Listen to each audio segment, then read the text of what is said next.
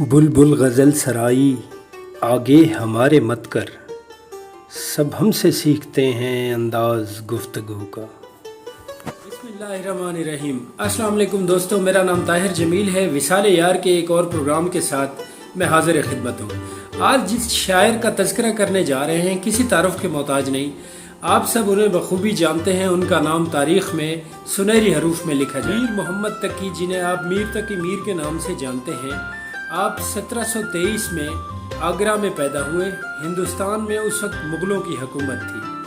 آپ نے ایک دیندار گھرانے میں آنکھ کھولی۔ آپ کے والد صاحب میر عبداللہ جو کہ ایک مذہبی پیشوا تھے۔ میر تقی میر کے متعلق مزید تفصیلات جاننے سے پہلے ایک چھوٹی سی ریکویسٹ، اگر آپ نے ابھی تک ہمارا چینل سبسکرائب نہیں کیا تو چینل سبسکرائب اور لائک کر دیں اور بیل آئیکن کو ضرور دبائیں۔ آپ کی فیڈ بیک کا ہمیں انتظار رہے گا۔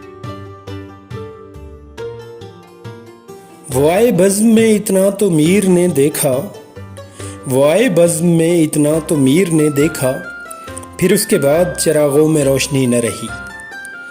آپ کے دادا حضور حجاز سے احمد آباد کا سفر کرنے پہ مجبور ہوئے تھے۔ احمد آباد میں مستقل سکونت اختیار کرنے کے بعد آپ کے والد صاحب کا سہارا آپ سے جلد ہی چھن گیا اور اس کے بعد روزی کی فکر نے جلد ہی آپ کو آ لیا۔ اسی وجہ سے دہلی سفر کرنے پر مجبور ہو گئے۔ مگر دہلی میں پہنچنے کے بعد یہ وہ زمانہ تھا جب میر تقی میر کی شاعری کو پختگی ملی۔ غم روزگار سے غم عشق تک کی شاعری اسی دور میں پروان چڑھی اور اپنے عروج تک پہنچی۔ اب تو جاتے ہیں بت کدے سے میر، پھر ملیں گے اگر خدا لایا۔ میر تقی میر کا شمار وقت کے عظیم شعراء میں ہوتا ہے اور اس کا ذکر ہر آنے والے شاعر نے آپ کو استاد کا درجہ دے کے کیا ہے۔ مرزا اسد اللہ غالب فرماتے ہیں کہ ریختہ کہ تم ہی استاد نہیں ہو غالب، کہتے ہیں کہ اگلے زمانے میں کوئی میر بھی تھا۔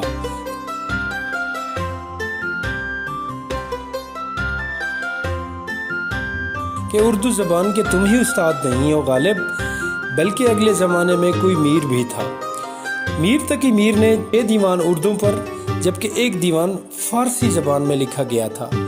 غزلوں کے علاوہ مرثیے، نثر، نظم، ہر چیز پر آپ کو مہارت حاصل تھی۔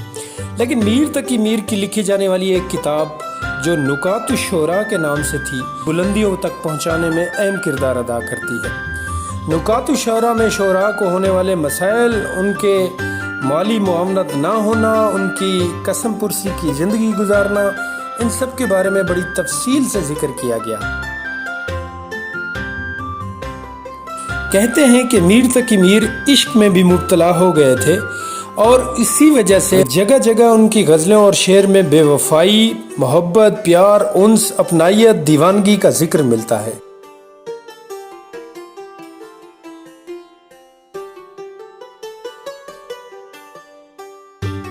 ہوگا کسی دیوار کے سائے میں پڑا میر، کیا کام محبت سے اس آرام طلب کو۔ میر تقی میر کی شاعری 17ویں صدی سے لے کر دور حاضر تک اپنا ایک معیار اور مقام رکھتی ہے۔ نازگی اس کے لب کی کیا کہیے، پنکھڑی گلاب کی سی ہے۔ اور آگے ایک جگہ میر صاحب فرماتے ہیں کہ پتا پتا بوٹا بوٹا حال ہمارا جانے ہے، جانے نہ جانے گل ہی نہ جانے باغ تو سارا جانے ہے۔ ہندوستان میں آج تک بھی میر تقی میر کی بہت سی غزلیں بڑے نامور فنکار گا چکے ہیں، جن میں قابل ذکر دکھائی دیے یوں کہ بے خود کیا، ہمیں آپ سے بھی جدا کر چلے۔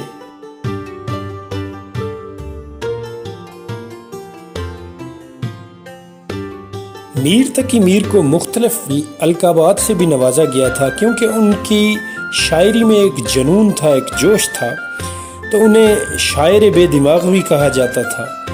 خدائے سخن کے نام سے بھی نوازا گیا تھا اور استاد الشعراء بھی انہیں لقب دیا گیا۔ پھرتے ہیں میر خوار کوئی پوچھتا نہیں، اس عاشقی میں عزت سادات بھی گئی۔ میر تقی میر کے دیوانوں میں دریائے عشق، دیوان میر، میر بحر، میر کی آپ بیتی، انتخاب میر جیسے دیوان شامل ہیں۔ میر تقی میر آصف الدولہ کے کہنے پر 1782 میں لکھنؤ چلے گئے۔ وہاں زیادہ عرصہ آصف الدولہ کے ساتھ ایک درباری شاعر کے طور پہ تو نہ گزار سکے، البتہ ان کے انتقال تک وہ لکھنؤ میں رہے اور 1810 میں میر تقی میر لکھنؤ میں انتقال کر گئے۔ آگ تھے ابتدائے عشق میں ہم، ہو گئے خاک انتہا یہ ہے۔ ہمیں امید ہے کہ ہماری یہ کاوش آپ کو پسند آئی ہوگی۔ اگر ہماری یہ کاوش آپ کو پسند آئی ہے تو آپ کے فیڈ بیک کا ہمیں شدت سے انتظار رہے گا۔ آئندہ وصال یار کے کسی اور پروگرام میں کسی اور شاعر کا تذکرہ کرتے ہوئے آپ کو دکھائی دیں گے۔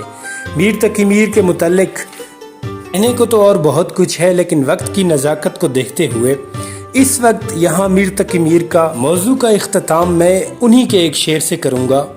وہ تجھے بھولے ہیں تو تجھ پہ بھی لازم ہے میر، وہ تجھے بھولے ہیں تو تجھ پہ بھی لازم ہے میر، خاک ڈال لاگ لگا نام نہ لے یاد نہ کر۔